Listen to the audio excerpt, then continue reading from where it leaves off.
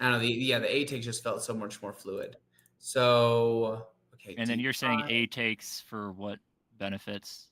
Like just So well, I opening mean up the your rook? benefits. I mean, I could just list basic benefits like you have one pawn on as compared to two. Your rook gets immediately active. I can see pressure being applied with this rook as opposed to your bishop being on b7, and so this makes a lot more sense to me. Yeah, I don't know. Just I see that, and just I guess based on feel, I see b4 coming unless White's going to waste time to stop with a3, and again, if they're going to do that, then it justifies what we've done over here even more. Because it's like classic Pyrrhic wasting time, but gaining queenside space and preparing to strike the center. But if White's going to not.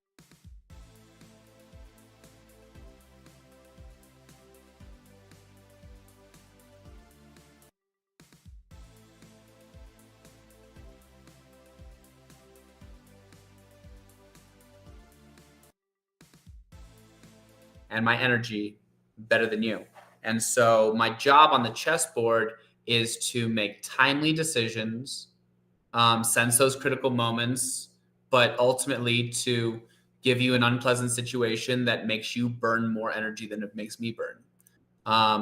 Or, and just in general to tone myself, stamina myself so that I can handle a variety of positions and be relatively calm. No, yeah, that's definitely, heading into the greener pastures here. A5 was a really bad move. I mean, like it's the B4 does make sense. A5 is one of those like good bad moves. A5 feels extremely natural. You're connecting your pawns, you're keeping B4 solid, but the weakness, a the biggest thing I teach is that an advantage is only as good as it can be used, and a weakness is only as bad as it can be punished. And the fact is that because of the arrangement of just these pawns over here, White's light square control is quite strong. If a weakness is only as weak as it can be punished, and knight d4 and bishop b5 and knight c6 and rook c1 and I can just name, and then the other knight comes into d4. White's pieces are going to flow very nicely and easily to exploit these weaknesses. And so the pawn on a6, surprisingly, is better because at least then there's only c6 to deal with. Now you have b5 and c6 to deal with, so it's more problematic. Knight d2, queen b. Wow, that's ballsy. Uh-huh. Uh-huh.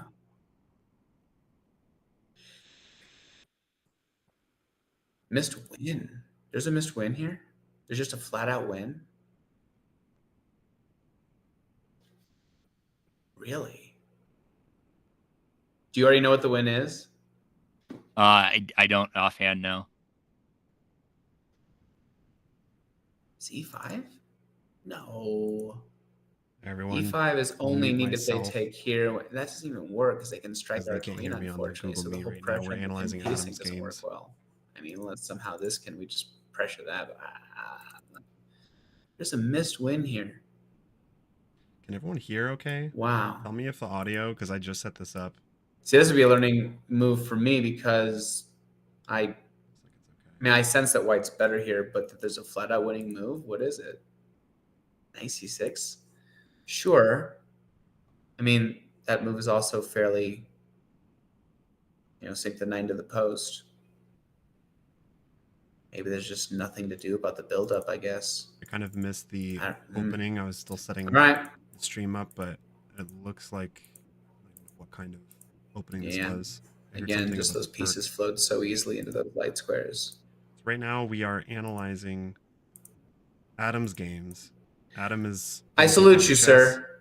I don't know if this was 100% worth it. However, something I do like about you already is the fact that one of the big obstacles, especially when trying to break 2000 and go to 2200 plus zone and keep it there, is that tie between material and other things like that.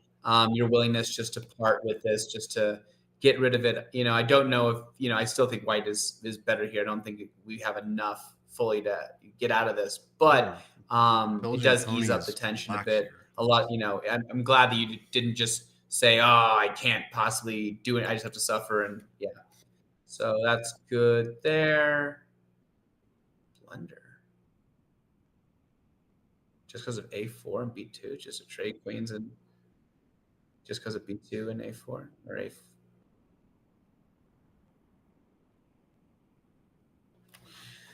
Kicking the knight, but d6 maybe. Just miswins like crazy. I guess the pawn takes on the bishop d4 check is too powerful.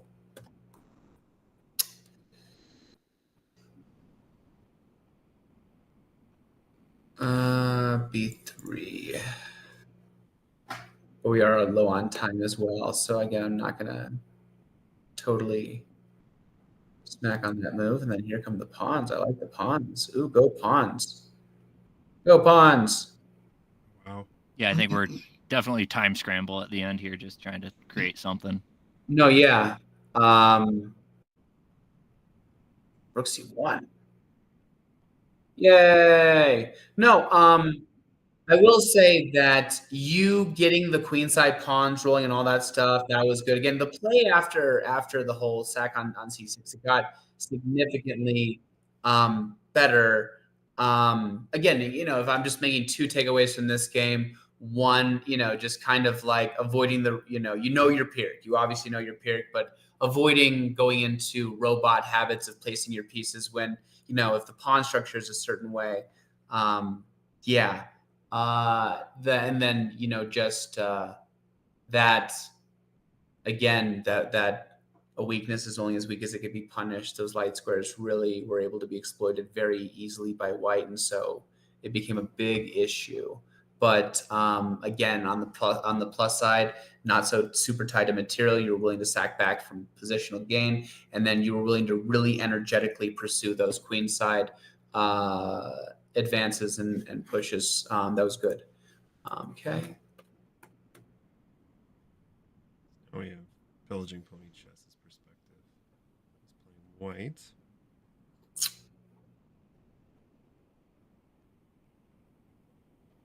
Yeah, I'm totally unfamiliar with this, but this is interesting. Well, that's silly, good sir. Why did we choose this game? I guess it gets more interesting after they don't take it. Oh, you're Just because of the win of the piece. Yeah, I'm not sure what that exactly is, but yeah, well, Only yeah, because the same thing still exists. yeah. Doesn't exist.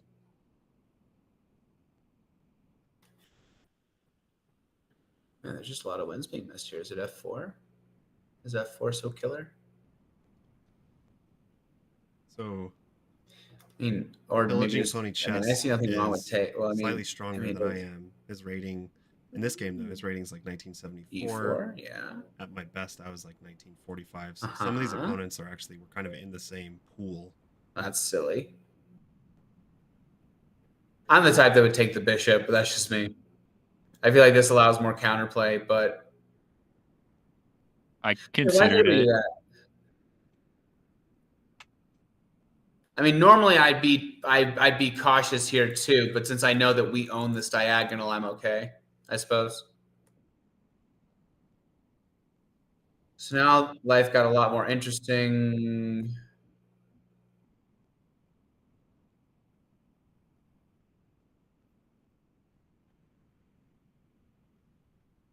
Oh wow. Okay. Well. Yeah, so I think in this game, like, I'm like way down on time, and I know Yeah, I'm I was gonna winning, say and on that. Let me see. I'm curious. I want to see some of these moments where we're taking a lot of time.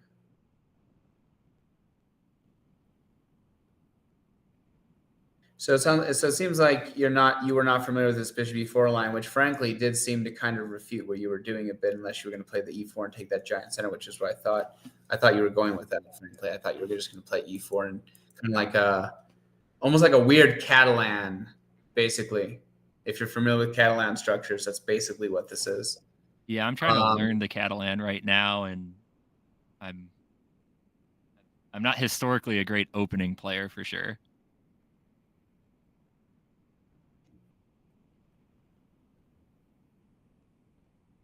I'm so lost. What's crazy is that you spent a minute and a half here. Why here? So again, I'm totally fine with like, so couple things. Hikaru Nakamura said that again, most of the time, if you have two choices, the time either spend a reasonable amount of time and find a reasonable move, or spend an extra amount of time and find a fine move. More often, it's going to be better to spend a reasonable amount of time to play a reasonable move here. The fact that e4 is so natural just improves your position. There's no refutation, again, or, maybe a move like bishop g5. I don't know if I even like, I kind of want the bishop to be on e3, but e4, I don't want to smack by d, just, or maybe b3 is a move here. I don't know if c3 is any good, but just try to break that down. I don't know. But yeah, taking a minute and a half here. But I mean, I guess it's because you were out of familiar water. But 40 seconds here.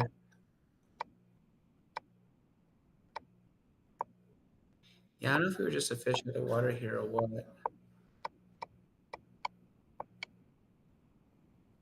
I mean, yeah, and then, I mean, again, maybe it's just the stuff towards the end. I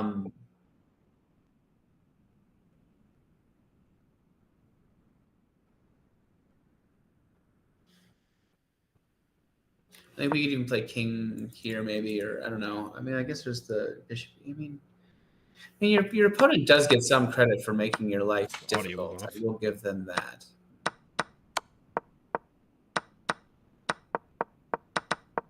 Yeah, I mean, they lost the rook, but then this was unnecessary. I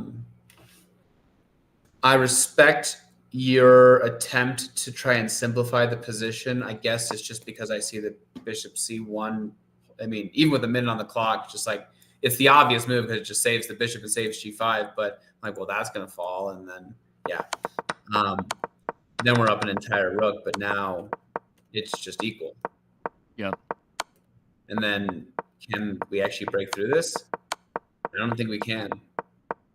And your opponent actually did a good defense of just keeping the pawns close by. And no, I don't think you can break through that. So I am seeing some time management issues. However, I'm seeing them associated with you being out of opening book. It happened ever since bishop e4 happened. It was just like you felt like a fish out of water, and at least that's what it seemed like. And then here, oh, this is a nice Catalan. What was that?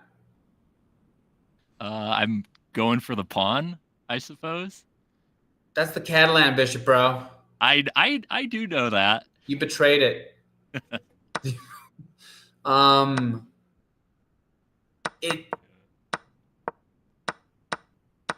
You like taking with the rook instead, and then just keeping the bishop? No. Okay. There's I'm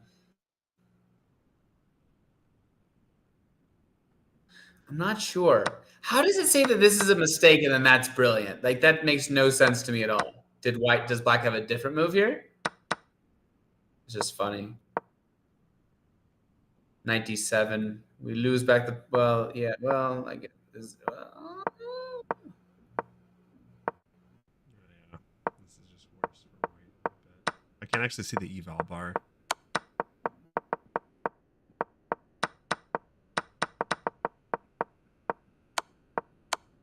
Ah! Oh, thank God. What's happening? I got lucky there, of course. Well, I don't think we're going to survive this one.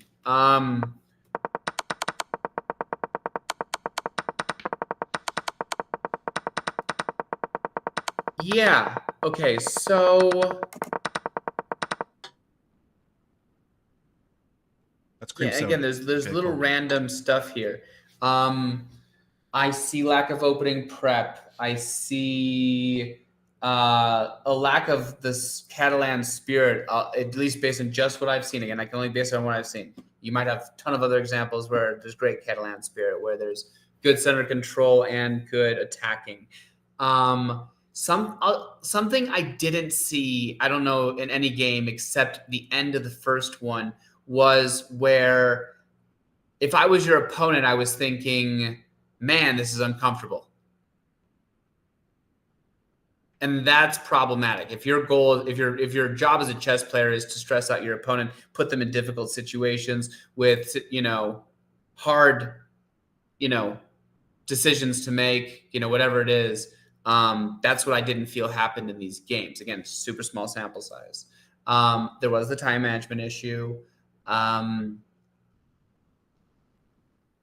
you're thinking like for that, just keeping more pressure instead of simplifying. And I guess do you have any advice for creating that type of like uncomfortableness for my opponents?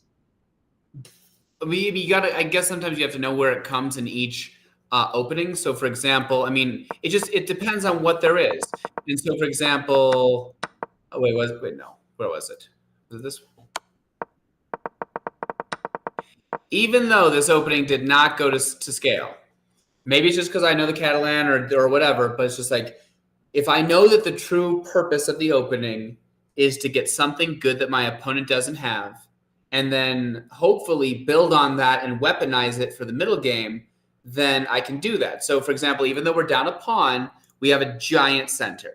So then I would be thinking to myself, okay, trying to, you manage taxes as you have to, but basically like, what is my plan to build this position, build the center, and what I have that they don't, again, this big center, is how can I use it as a weapon? So, am I eventually going to play for D5, E5, F4, F5? Like, how is that all going to roll? And if that's probably the case, at least based on some of the piece placement, again, if it's going to be F4, maybe E5, or maybe D5, just depends. But, where am I going to get my pieces to support that and come crashing through and causing problems for the opponent? Again, just small sample size, but I just didn't see that happening. You also need to kind of have, in my opinion, this is why I'm a huge proponent of looking at master games, just poring over them, and finding the masters that you relate to both stylistically, but also in terms of your opening choice. For example, if you want to get really good at the Catalan, you should be looking at Alexander Khalifman.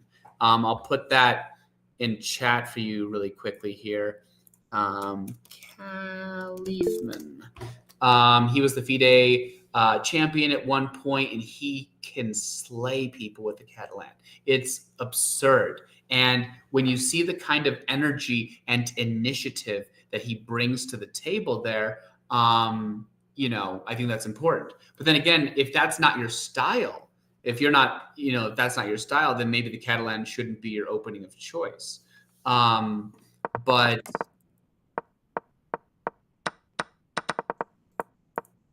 again, we did build that. We got the tactic. I guess it would have been interesting if there wasn't the tactic. And then there's one other thing I'm going to say that I've noticed about your chess. This is true about all chess players, but they say that the hardest thing to do is win a winning position. I noticed in multiple situations, I don't know if you're necessarily winning, but okay, here you are winning. This is not an easy situation because of some of the things that have gone on, but this is a winning position. And we struggled a lot here. The other situation I felt was, here we won a pawn and whatnot. I don't know if it's a winning position, but yeah, I felt both those positions were winning at the time for sure. It does seem like we have trouble converting it. And here's what I think I'm seeing with you. I think that, and this is very, very common, when I feel like I have the winning position, or I win that pawn, or I finally secure that thing that I think is like, okay, I think I've got it now. What is the typical reaction of the player? It's typically to like tighten up, get super solid, take no risks, just kind of grind it out. And this is one of the biggest mistakes of non-masters, is getting so attached to any advantage that they're not willing to trade it off for something else. One of the nicest things about being up material, if I do some great thing and I win a pawn, maybe I nurture that pawn for the win and I make a queen and I beat you. or maybe I just find a way to sack it back. But the way that, like, because you have a way to go, attack me and try to whatever, but I find a way to give it back with compensation. So like the most classic example I'll give is my preparation against the Evans Gambit. So in the Evans Gambit, which I think is one of those openings where you get way too much compensation for a mere pawn, I, in this position against white, play the move d6. And I immediately offer the pawn back. White can win it back immediately by just playing pawn takes, queen takes. Because either I play king takes and lose on f7, or I play knight takes, which I do and lose on e5. But then I play bishop to e6. And the fact is, I've immediately given back the pawn, but white doesn't have that giant center. White doesn't have that pressure that they normally have. In fact, if anyone has pressure, I have pressure. And so, again, not being too tied to material, I think that, and again, I think after you lost I think in that opening with now that I think more about it with the knight a3 and whatnot, I think you were pretty certain you were going to get back the pawn, and then the bishop e4 threw you off. And then I think it's why you burned so much time.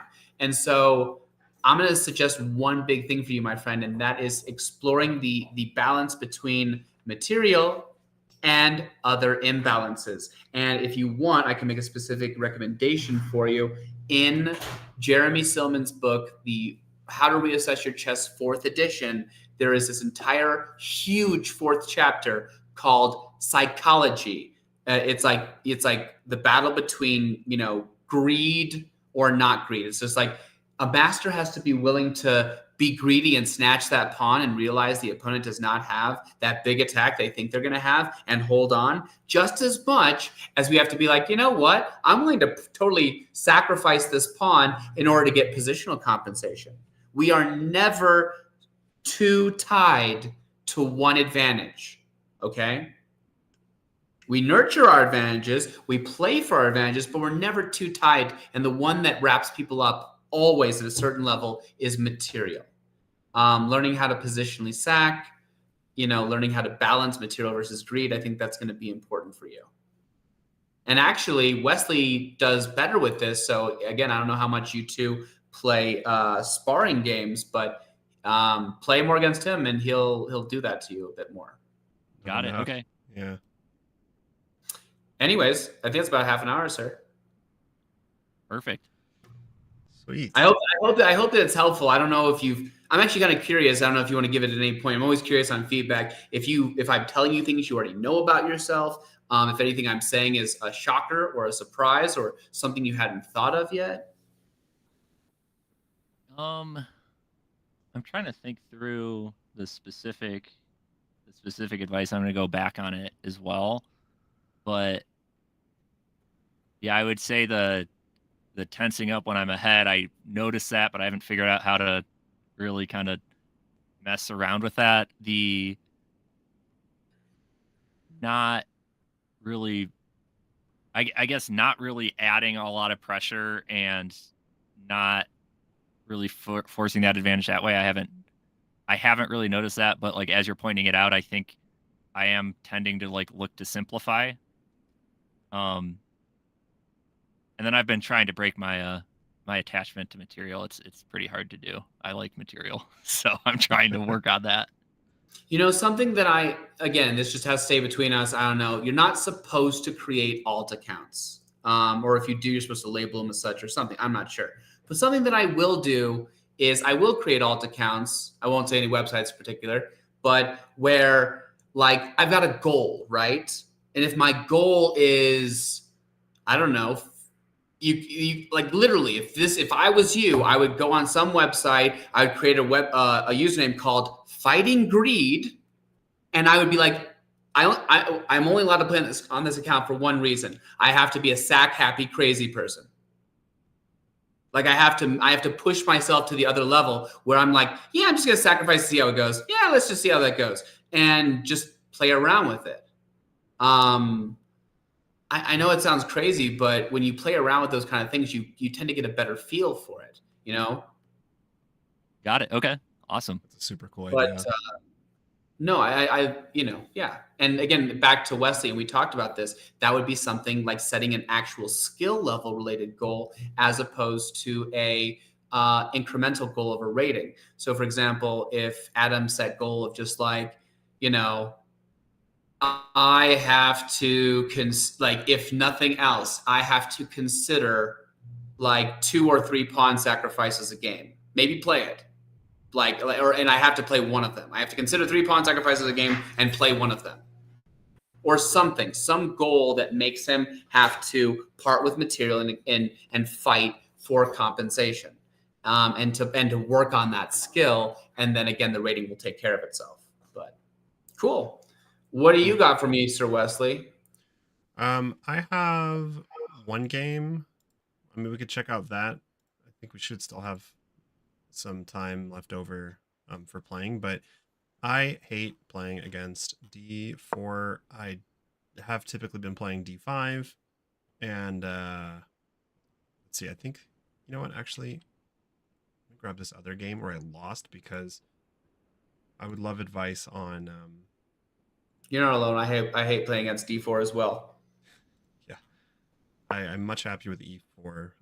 Okay, let's see, plug this game in here. I feel like with E4 openings, they're more hack and slash, cut to the point. You just have your variations, whatever. Whereas there's like more subtleties with D4 openings. Yeah. Okay, so I'm loading this game. I just played this. It was awful. I'm not particularly proud, but that's probably why we should. All right, let's take a look. So a couple things, like bad time management still. Opponents playing really fast, and really Why well. have you spent a minute and a half on your first 4 moves?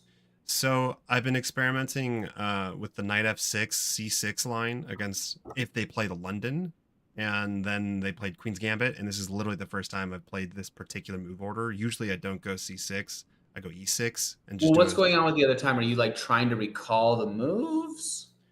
This time it was literally just the first time that I could have assumed, how complicated can this be? But I was already out of theory because I don't play the knight this f6 is all first. You're calculating already. Yeah, because I was so like if we go back to here, usually I just play d5, and then if it's Queen's Gambit, then I'll play Queen's Gambit declined. But I have been messing around with this knight f6 and then c6, Queen b6 line against the London. But then if they don't play the London, I immediately was like, well, I don't know what to do now. So I took some more time in the opening. So let me just say a couple things again. So there's this great book, old book. It's called The Ideas Behind the Opening by Reuben Fine. And again, most of the ideas in that book are just as relevant today as they ever were. But he basically says this: against queen pawn openings, the first thing that black has to find a way to accomplish, again, according to Reuben Fine, is black has to find a way to play d5 and c5. But it has to be played perfectly timed. It has to be played at a time when there are no tactical or positional ramifications of doing so. And if you can do that, then you're going to achieve equality. And once you achieve equality, you can push for an advantage. And that's why a lot of people play the Queen's Gambit Accepted. Because in the Queen's Gambit Accepted, you play d5 immediately. You just take, and then you play like, e3, a6, and in just a moment, we're going to be playing c5. So black always gets d5 and c5 in, which is why the Queen's Gambit Accepted is such a drawn opening. Black just gets that in quickly, and there tends to not be super huge imbalances anymore. Like typically what ends up happening here, if they don't take here and go for extreme draw positions, is like, maybe it'll result in an isolated queen pawn something. So at least know that. Going back to this though, c4, c6 here, d5, e3. So something else you should know about queen pawn openings is that, with rare exception, most queen pawn openings, as you know, with like the Queen's Gambit declined, you cannot actually get your light square bishop outside the pawn chain. Right. In this situation, you can, but you got to be careful with those queen b3s. That classic variation is like, I think it's like d4, d5, c4 here, here, here, here, here. And if this is the situation, it's a mistake. Take, and queen b3. I think that's And what black has a makes me tough happy. time here because how do you guard this? Right. Even the b6 move fails immediately, but you have to know tactics here. But regardless, and so you can't. I can give you one variation though. This is a variation for people who like the bishop f5 stuff. You can play the following.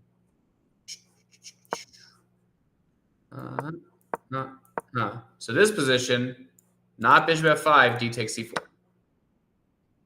And now most people here are going to there's two variations you have to know. You have to know the e4 b5 variation, which is kind of like the Catalan or whatever, like we were talking about before. It gets the center, but he gets that, keeps the c pawn. But most people are going to play a4 so that you don't get to play b5. Now we can play bishop f5, and it goes e3, e6, bishop takes c4, bishop e4, and it's kind of like a reverse London, kind of, except you don't have a d5 pawn. Yeah, I would love that. If it turns into like a reverse London, then I'm like, hey, no complaints. Well, what do you think about that? I mean, you look at this position. I mean, other than not having a d5 pawn. Oh yeah, this is. I mean, it is often like the positions d4 positions, or when I'm playing d5, a lot of them are pretty similar to the London either way. I typically, the only big difference here is that I'm never, if it's a London, I'm never going bishop like b5 or anything. You know, my bishop's either on e2 or d3 or, but yeah, no, but I mean, I would definitely recommend this opening if you like having those London positions. But okay, take, knight c3, a6, okay.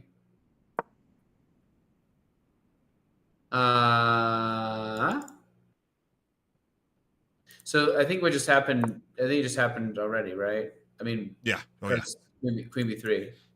Yep.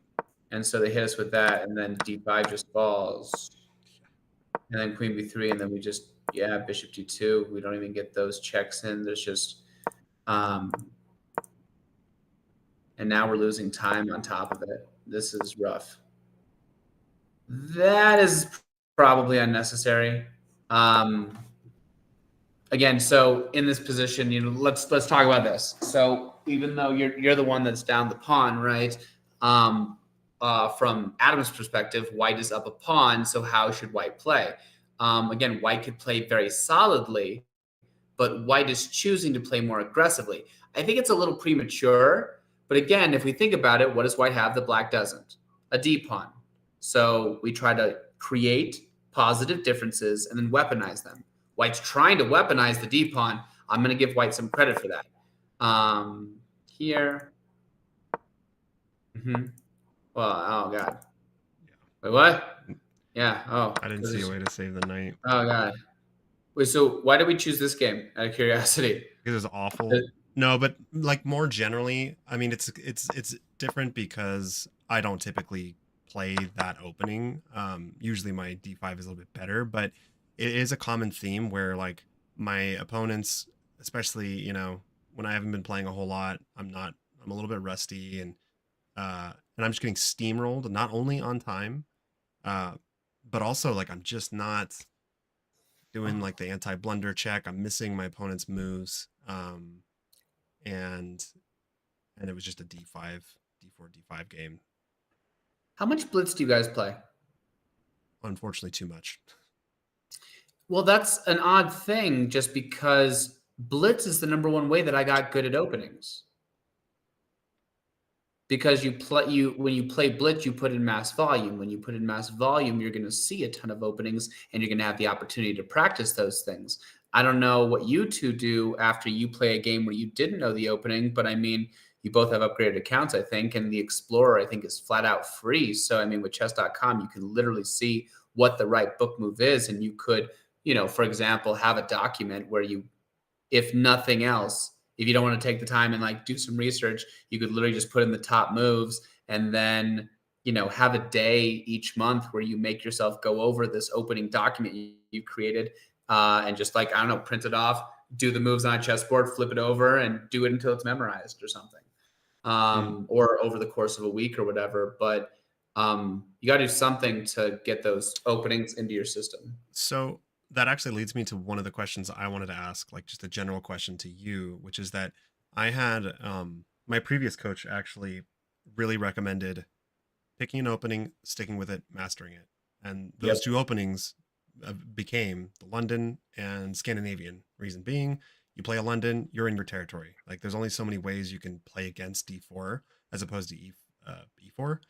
Same for the Scandinavian. If they play E4, as soon as you play D5, like it's a Scandinavian, no two ways around it. And theoretically, like if you learn it, really, really You well, would you need to should. know the Blackmar Deemer, but you also need to know what you play against D4, C4, Net F3 players, right? Yeah, of course. But my question is, what are your thoughts on either sticking to an opening, let's just say for rapid games, like more serious games, sticking to an opening or trying to experiment and learn. I was telling Adam how I saw a video where Magnus was saying one of the best pieces of advice he got was a coach who was like, are you continuing? Why are you always playing the same opening? You need to learn more openings and play them. That's because he's Magnus. Yeah, I kind of figured. Or even just like master level because you already have such a solid base understanding of several openings, I imagine. But I'll just speak to my own experience and what I've been told and whatnot. So, first of all, again, I just love chess so much that I put in so much volume and I look at so many master games. I particularly am attracted to the master games that have styles and play openings that I play so that I can pour over their ideas, see their ideas, and then steal their ideas. However, you just look at a lot of chess games and you start to, if you just you're like, I want to look at the chess games of Bobby Fischer or Carlsen or Anand or whoever. They play all the major openings for the most part. So you're going to see a bit of everything to kind of get some of that stuff in your system. So you're going to kind of have a worldly sense if you just kind of look at a lot of master games. However, my experience, my coach gave me an opening packet when I was 14 years old. And with very rare exception, I play that exact opening packet to this day. The According to Hikaru, he says, I think he said, don't even bother starting or don't even bother changing your openings until you're at least 2300. If you are feeling like you are plateauing with your openings, that's not a reflection of the opening strength. That's a reflection of how well you understand your openings, and that's an invitation to study more master games and learn even more ideas and learn deeper ideas and whatnot. The only exception I have to this rule is when you become a frequent tournament player. If you are attending frequent tournaments in your area, typically you will tend to have rivals, people that show up to tournaments often too, and you end up playing almost every tournament or every other tournament. For those people, you have to make a decision. If you play them a lot, but you beat them a lot, then just keep focusing on your openings and whatnot. But if they're one of your true rivals and they're one of those like, sometimes I win, sometimes I lose, I don't know, then for that case, I did have a side opening. One side opening. That's it. Legit. I wish I But had a rival. yeah. So it was only against people who was like, I've played you like 20, 30 times. You know what I'm going to play. I know what you're going to play. This could go either way. Why don't I do something that you're not expecting? But Right. that's it. Otherwise, I've been playing the Rui Lopez since I was 14, as white and as black. And then I found Anatoly Karpov, who plays the Rui Lopez as white and as black, and has a positional style that I related to a lot. And I also found the same with Anand. Anand plays Rui Lopez, white and black, has a style that I relate to a lot. And so I've stolen many ideas. I look at their games, I see how they beat people down with those openings. I'm like, I'm just going to steal that. That's the one cool thing about chess. You can't plagiarize in school. You can plagiarize in chess. I've stolen many ideas, and it's encouraged. It's great. Mm-hmm. What I don't know if about that's you very mentioned? helpful, but Yeah, that's yeah. again just yeah. You mentioned like the opening, take a note and look at it every month or whatever. What does that document look like, or do you just have it like loaded up in chess.com or? So here, I'll let me show you for example. So,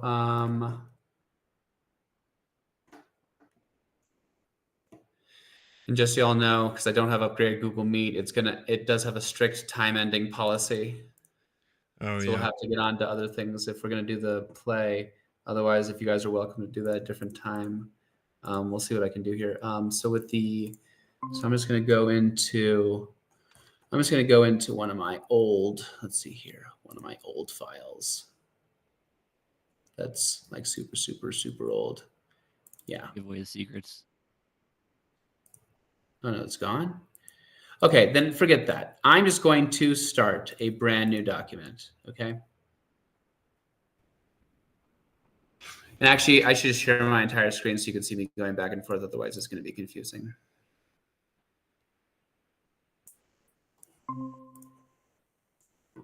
So I don't know. We'll just call this openings.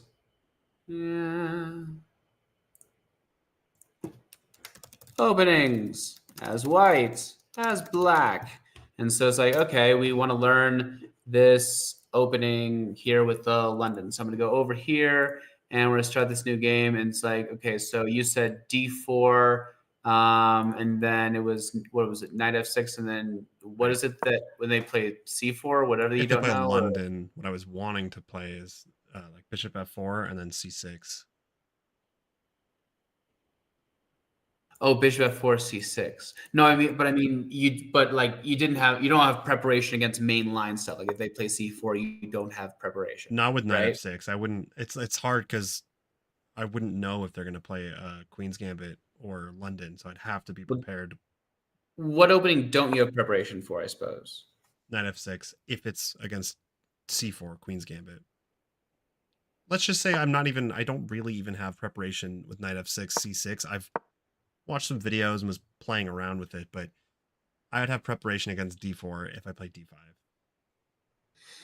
Okay, well, I mean, let's just try the here. So, I mean, like if you can see, I'm looking in database. I'm looking typically, it's almost always the top move. However, I do look at the percentages here, and so again, I'm going to try to choose ones that are going to be better for white when white plays, because I'm assuming they're going to play that. They could choose either of these moves, just for the sake of percentages. It seems like there's a little bit less for black in the knight F3 thing, so I'll play knight F6, and then again, I'm looking at these moves now. Again, percentage-wise, it's probably here. So again, it's a huge difference, 4,200. So it's probably that. And I kind of find a way to go through these.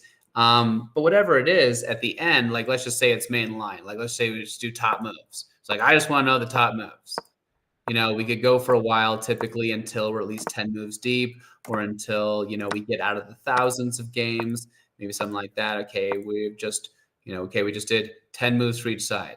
And so at this point, I'm going to start my opening book if this is really what I'm going to do. And I can do a few things. I can go over here. I'm going to copy this. I'm going to go into my documents and be like, oh, wait, what? Copy that. Go over here. Ta-da, I've got that. I'm going to go into this download button. I'm going to go over here to images. I'm going to copy this image. I'm going to go over here. This is going to remind me, oh, hey, this is the kind of position that I aim for. And then I'm going to go over here to PGN, where I'm going to only copy just these moves. Go ahead and copy that. And I'm going to go down here and I'm going to paste them right there. And suddenly I have just added one opening into my book.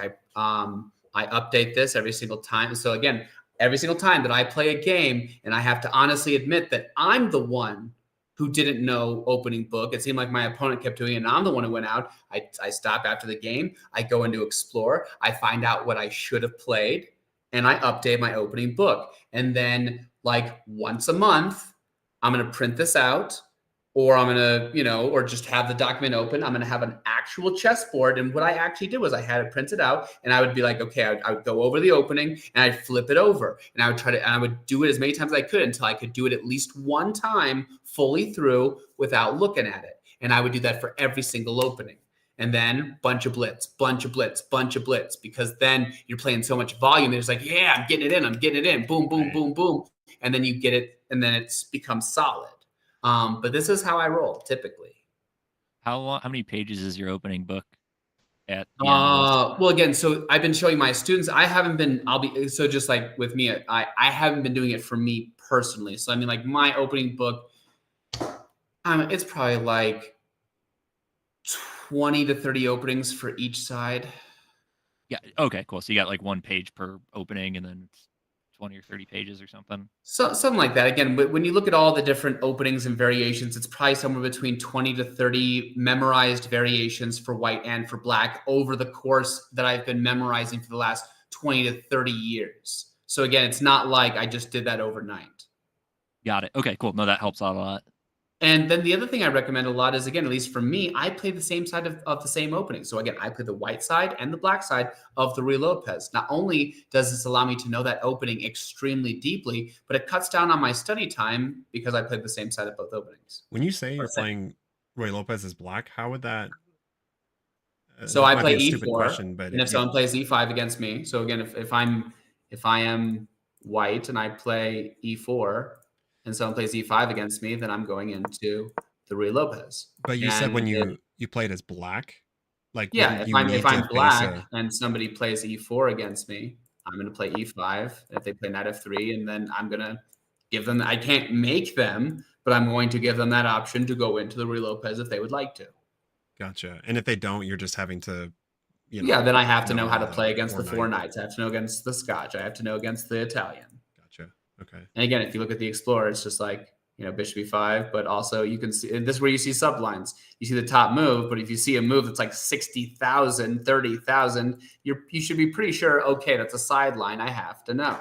You can either wait and you can either just do it one variation at a time as they come up in your own games, or you can just take initiative and just be like, I'm going to have to know these 60,000. I'm going to have to know all 4 of these moves. Mm. Yeah, I'm definitely going to do this because I have struggled with how I like to study my openings. Number one, I don't even use Explorer all that much to study. Like I'm using the analysis, which is just engine moves. I don't know if that's better or worse, but it's a combination of the two, honestly. I mean, like I'll have analysis on at the same time just to see what Stockfish thinks. But again, these days, these opening books, these aren't just like old opening books. Chess.com updates these on the regular, and they are heavily influenced these days by Stockfish and stuff like that. So usually, not always, but usually the theory in here is pretty up to date and good. But no, I'll have the computer open as well. But again, again, Chess.com will probably hate me for this just because they partnered with them. But like, I hate Chessable. I'm not, with very, very rare exceptions. Like I have done some opening, like I've had some opening books, whatever. But honestly, I hate them. I really do, because I pour over master games so much that you just start to see, like when you look at this at masters playing the same openings over and over again, you start to see same moves, the same ideas happening. You're just like, okay, I'm starting to see some patterns here. And that's what chess is, right? It's pattern recognition, So again, if you are not, if I just said, again, if there's just one recommendation I have, pour over master games. Just pour over them, enjoy them, be inspired by them. And especially if you can find a master that you relate to both in style and in openings, you've got a double win, because then you just emulate them completely. It's fantastic. Yeah. I love that. Sorry, I know I talk a lot. We're running out of time. What do we do? Well, we could there is another option. The only other option, if we want to get the game time in, is I would need to start a new Google Meet and invite you guys to that, so it would reset the hour. Because this one I'm will fine if that's okay with you guys, and I'm happy to, we can compensate because it's going over the hour. But I have extra. Don't have anything going after this. So. If we're just gonna do the one, if we're just gonna do the one game, it's all good. But it would have to be like, I don't know how it'd work. It'd have to be like a blitz game at this point, like a 3 minute. Yeah, I was or thinking 5 minute. blitz anyways. Like we could even do 3 minute. I'd play 3 minute, but if we like had time for everyone doing a quick blitz game. No, that can work. Again, if you guys want me, I can not drive. I can go into Meet, and I can just start a new one and just pull your guys's emails from that and just boot up a new one. You just want me to send one? Sure. Does that work for you, Adam? Oh, we can't hear you. You're muted on Google Meet. Oh, yeah, that works great. All right, I'm gonna end this one. I'll start the new one. Okay.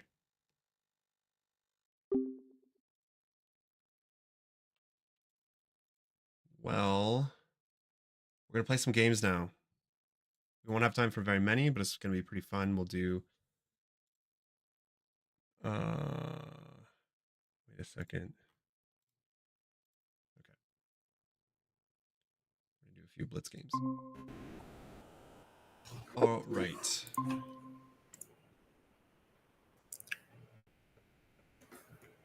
Sweet. So if we do, I mean, do you guys want to do 3 minutes or 5 minutes? Like one game against each of you at 3 minutes. I could do that. Yeah. All right. Do you guys? Whoever wants to challenge me first, I am Seat Tree. I can go first because I think I already have you. If you guys don't mind, unrated, please.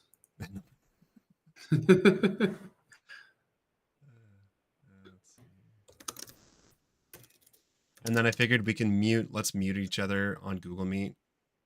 But you can, Oh, I don't care. I mean, again, if you want me to mute, I can. If you want me to say my thoughts, I don't care. You can totally hear my thoughts during the game. Yeah, you need to be recording for that. No, it's okay. I'll mute myself so you can talk, but you guys aren't going to hear me unless you want to. Okay. No, it's all good. Okay. I am sending over a challenge. The game. All right, I'll do my best. No promises. How do I go to see the game you guys are playing? Go to my profile, and it's gonna say watch like live as soon as we start the game. Go to. Oh, okay. So I go to here. I can also. I don't know. Do you want me to share my screen on here? I can also. Oh, sure. Yeah. If you want to share your screen, that'd be great. All right. Bring it on, Wesley. 1 sec. I'm gonna change my. When you share the screen, I'm gonna just. Moo ha ha ha. All right. Well, I can tell you one thing: we're not gonna play a Roy Lopez if I can help it. Are you sure about that? I really hope not. Okay. I'm sending over the challenge.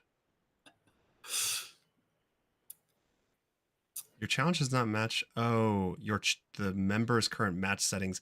Do you have something where you like can't accept challenges below? Because I do. It said that, but I don't know how to change those match settings. Hold on. What's your username?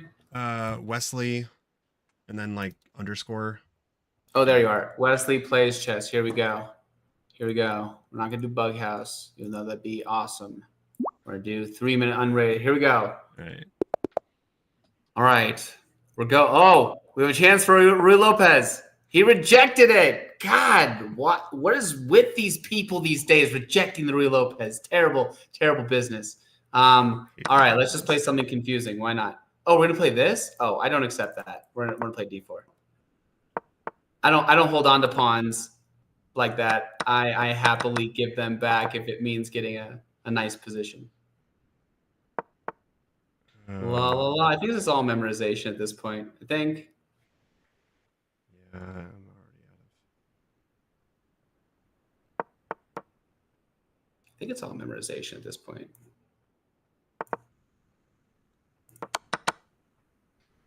So again, if the true purpose of chess is to get an advantage out of the opening, then I have a superior center. That's what I have.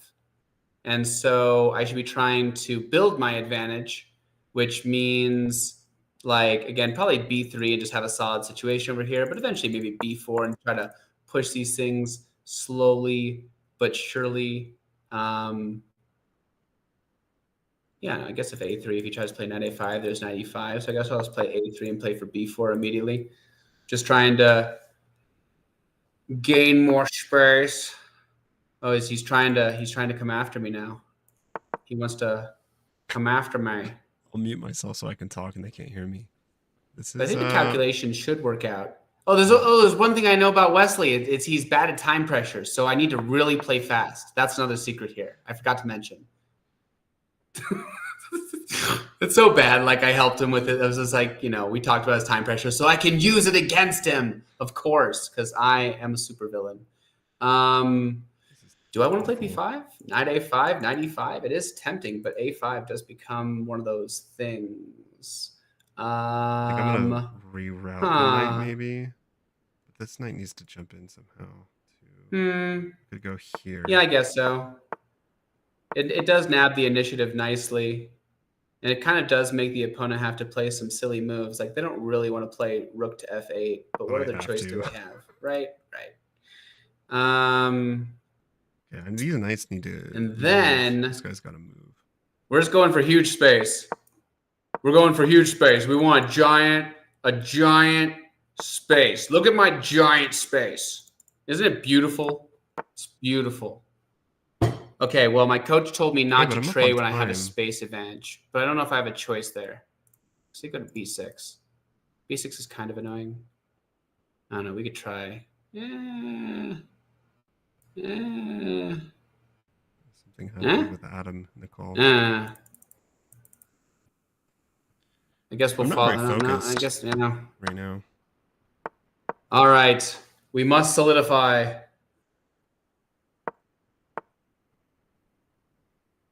Here he pushes. I kind of want to. I probably should have played. Well, I can play. That might not be a good idea. 5 now. Oh, my poor pawn. Yeah. Oh, this is good. He wants it. Take and go oh no. 5 because if he goes here. Unless I've gotten too passive. Oh no. We have to get aggressive now. We're getting aggressive. Here we go. I don't know if it's going to work. Oh, no. I'm really low on time. Thanks. Yeah. Dang it. I don't know if the tactics are working out for me here. They might not be. They might not be working out the way I'd prefer. Sadly, there's a draw here. I probably have to take it now because I'm down 2 pawns, and I don't know if I have enough compensation. It's kind of sad. Well, I gotta do what I gotta do. Yeah. No choice. I'm down on time severely, and I'm down 2 pawns. So, tricky. Oh, my opponent has decided that he wants to beat me. I respect that. I respect that. How did I just lose? I hope he does realize how fast I can play. I did not think I was losing a piece there, and somehow I did. So this is just trying to have a time off with me is probably not the best thing that anyone ever tried to do. Whoop. Oh, okay. I guess Adam left the call. Well, this is hilarious. Because he's trying to record it. He's watching it. I'm still bad.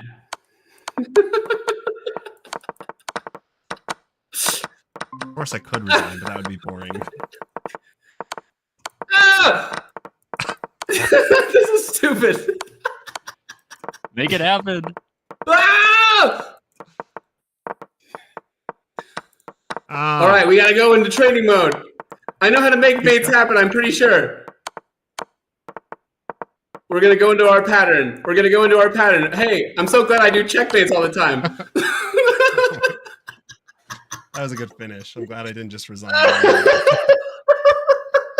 was like, I did not realize at what point I gave a piece up. I didn't watch it. I'm so bad. Hold on. Well, at least I didn't make any blunders, but those mistakes were terrible. Where did my position? I'm so sad. It was good at one point. I had pawn wall of truth. It was that. I'm gonna call it the pawn wall of truth. When I got the what was it, F5? That was like when I was like, oh, actually, this looks okay because I can jump the knight in. But then, yeah, you found a really good response to that. Oh my god! Look what I did. Oh my gosh! Look at the. Where's the? Were you able to watch that, Adam? Oh wait. Yeah, I was able to watch it. I'm all messed up on my commentary on Google Meet, so I didn't get you any good footage. B5 was bad. I had a feeling it should have just been more. That stinks. Cool. Yeah, and I'm like running out of battery here in my little shed. So sorry for this beeping. Maybe. Oh, so should we? All right. Well, then we gotta get this. We gotta get this last game in, Mr. Adam. Okay, cool. I got to figure out how to. Okay, unrated. Oh, Opponent. I gotta wait. No, I think I have to challenge you too because of the whole thing. Yeah. What is your username? I just challenged you. I'm Pillaging Pony. I just put it in. The I'm chat. not. Let me see if I can refresh. Nope. Check. I just put it in the Google Meet. If it's easier, you can look it up. It's just Pillaging Pony. Pillaging Pony. All right, Mr. Pony. Again, no promises. I had some good space, but I went too hardcore with it. It was bad. Yeah. All right. But again, like I'm so proud of the effort. Watch them. All right, I sent it to you. Okay, accept that. All right, Mr. Pony. I suck at streaming, dude. Oh well, whatever. We'll just have to play. We'll have to go for it. We have to go for it. All right. I have to get D5 and C5 in. That's what they told me. But you said. That's what I said to myself about what Ruben Fine said. So I should probably listen to it. I don't think though this is like. Because if I don't take my advice, I don't know who else is going to take my advice. I could be wrong. I know he was playing the wing gambit a lot. I think they said that's the key thing about being a salesman. It's just like you shouldn't trust a salesman that doesn't buy their own product. Makes sense. Makes sense. So in this situation, in terms of imbalances, knights versus bishops, light square control. Yeah. So again, my goal is to try to make my knights superior to the bishops, to try to target the weak pawns on the queen side if possible. I also have, I have bad news for you, sir. This is a tactic I am familiar with. I'm a terrible multitasker. I can't do this. This is awful. Do you want to try again? Yeah, let's try. Let's try it. We'll try one more. Try one more. All right. Okay, I'm gonna not record or anything, so I can't do it. I got. All right, cut my head off. Cut my head off, Adam. All right, we're going. Wesley tried to cut Wesley gets a lot of credit. He did try to cut my head off. He going into robot mode. I'm gonna play that thing against you. Okay, well, let's see what I decide. What's up? Oh wow. Same-ish. It's the perk. I'm not familiar with this. I don't play this, but anti-Grunfeld variation. I'm building my giant center. We have cool. Pillaging Pony. I look forward to it. Perspective.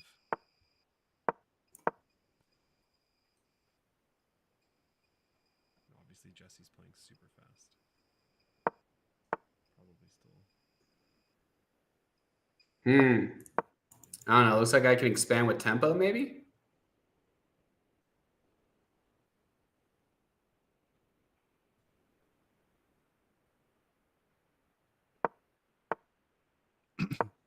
Tempo. Well, wall.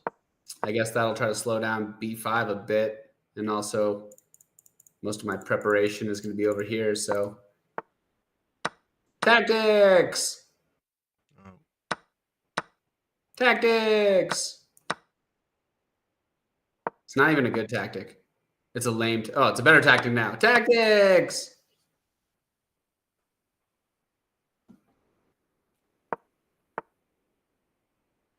More tactics.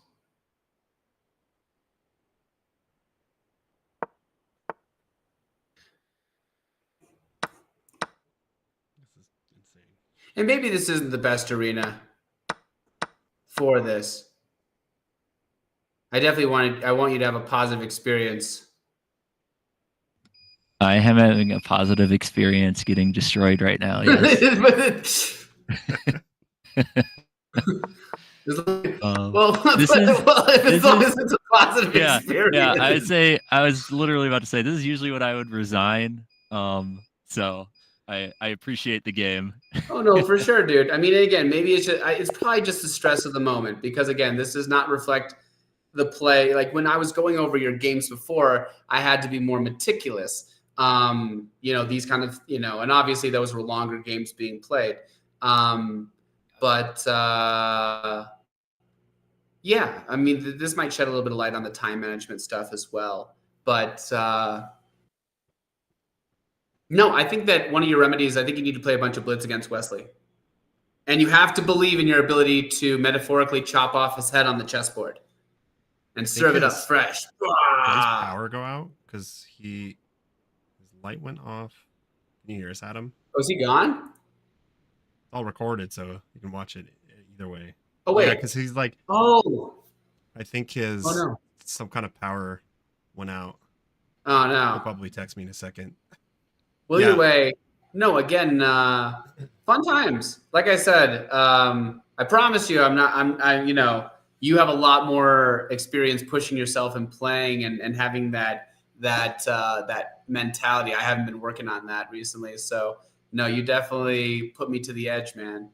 I played way too much blitz, but I really need to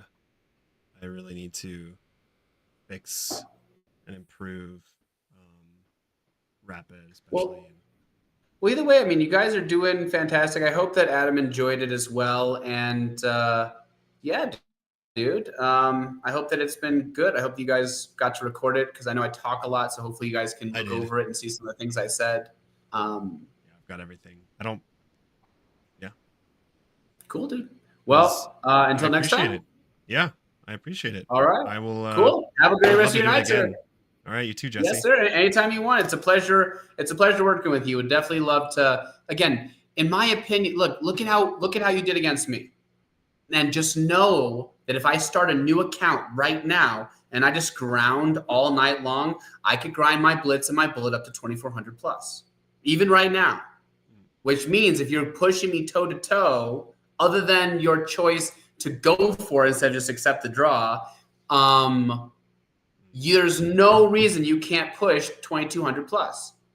There's no reason. If you're making it that tough on me, then you're making it as tough as the 22 to 2,400s do, which means that you should just be there already, which means it's all in your head. It's all in your head. Yeah, for sure. Believe it. Achieve it. I'm definitely in some kind of funk. The good thing is that I know what I was doing before, kind of, that when I was winning a lot and doing really well, and I know what I'm not doing now, and the time pressure is that's the biggest one because I've been playing more 10-minute, and with more time, you can fit more games in, you can fit more 10-minute games in, but with more time. Oh yeah. No, you're doing good, dude. Again, if you're on a high right now, I would just go play a bunch of blitz right now and be like, I'm pushing it to 2,100. Not even 2,000, 2,100. I play too much blitz. I think it'd have to be rapid. I got to get to this 2,000. I know I'm not going to focus too much on the goal, but for the fun of it, it's like there's 25 days left. Yeah. I should probably, because I'm just like, I didn't warm up. I'm rusty. Anyways, I won't take up too much of your time, but I really appreciate it, Jesse. This was awesome. It's my pleasure, sir. I would love to do more. I'm moving in a couple of weeks, so I'll be kind of busy, and then I'll be over in Paris. But okay. Well, I hope it all goes well. They say it's a stressful thing to move, so I hope it goes well for you. This won't be that bad. All right. Take care, buddy. See ya, Jesse. All right. So that was National Master Jesse Cohen. Just closing down the screen.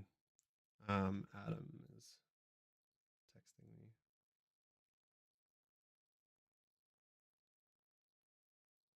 Okay. That was National Master Jesse Cohen. Crossed 100 subs. All right. And that was Pillaging Pony Chess. I'm going to upload this video later, put links in the description for checking out Adam's channel at Pillaging Pony Chess. And Jesse has a YouTube channel as well. So you guys can check that out.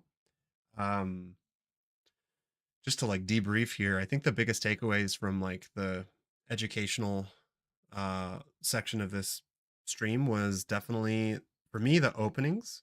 Like that was crazy how fast he went through, like, putting openings into a book that you can print out and go over. Like that was clearly, he does that a lot because he's a coach. But I'm gonna definitely do that. for myself. And then what else? I guess I'll have to like watch the video again. He had some really good advice for Adam. We're different as well. Adam has a different play style. I have, I think, lost every game that we've played together, which isn't that many. We messed around a little bit over the board, and but we're very different. We have different play styles, so obviously the advice he gives is going to be slightly different. Both of us seem to have a problem with time management in our rapid games right now. Um, but yeah, anyways, I appreciate you guys watching. Also check out, I'll leave in the description below, the Journey to 2000 series. I'm currently doing a Journey to 2000 Elo. Got pretty close. I'm like, my peak was 1940, which a couple of weeks ago. And there are 25 days left of this challenge. I gave myself a year to see if I could go from around 1700 to 2000 Elo. So I will be uploading those videos every day. Check that out. And I don't know if I'm gonna. Oh, I need to eat. I was gonna say like I could play some chess here, but I need to eat. I literally have barely eaten today, and then I might come back and play some rapid because I'm feeling like that was fun. I'm in a good mood. Yeah, I'm gonna call it here, and then maybe come back and stream again in a little bit. But also check out the Discord server. Check out the Discord server. We have events, tournaments. You can win prizes. Cool stuff happening in there. Like and subscribe if you like this. And I will see you guys in the next video.